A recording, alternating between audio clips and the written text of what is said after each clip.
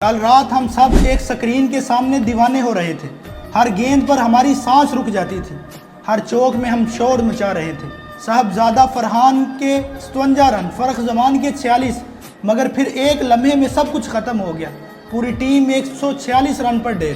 اس ہار پر ہمارے دل ٹوٹ گئے، نیندیں غائب ہو گئیں، کھانا حلق سے نیچے نہ اترا۔ لیکن کیا ہم نے کبھی فلسطین کے لیے بھی ایسا محسوس کیا؟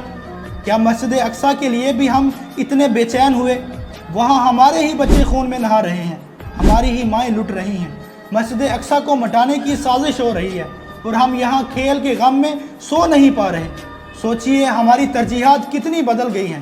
اقبال نے کہا تھا کہ مست رکھو ذکر و فکر صبح گاہی میں اسے، پختہ تر کر دو مزاج خانگاہی میں اسے۔ ہم شیروں کے وارث تھے، مگر ہمیں ہرن کی چال سکھا دی گئی، ہمیں شعور اور غیرت سے کاٹ دیا گیا۔ ہمیں جاگنا ہوگا، یہ غفلت ہمیں کھا جائے گی۔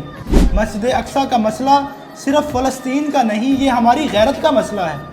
کل جب حوض کوثر پر نبی کریم صلی اللہ علیہ وآلہ وسلم پوچھیں گے میری امت کا یہ حال تھا اور ہم کرکٹ، موسیقی اور رنگینیوں میں ڈوبے ہوئے تھے، اس وقت ہم کیا جواب دیں گے؟ یہ وقت شور مچانے کا نہیں، اٹھنے کا ہے۔ ہمیں آواز بلند کرنی چاہیے، سچ بانٹنا چاہیے، احتجاج کرنا ہے، دعاؤں میں یاد رکھنا ہے، لیکن سب سے بڑھ کر ہمیں خاموش نہیں رہنا۔ کرکٹ کا سکور تو کل دوبارہ دیکھا جائے گا، مگر فلسطین کے شہید بچوں کی لاشیں کبھی نہیں ری پلے ہوتی۔ اور اگر آج ہم جاگے نہیں تو کل تاریخ ہم سے یہی پوچھے گی، تم کہاں تھے؟